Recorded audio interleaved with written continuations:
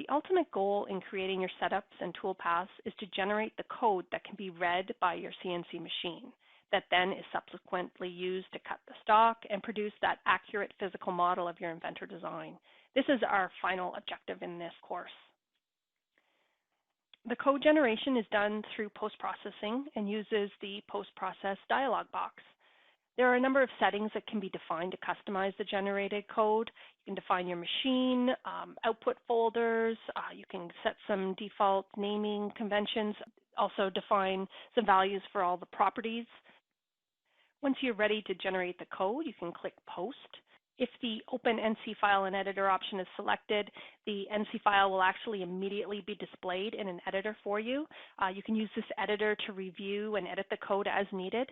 This code is then what is actually sent to your machine to run all the toolpaths.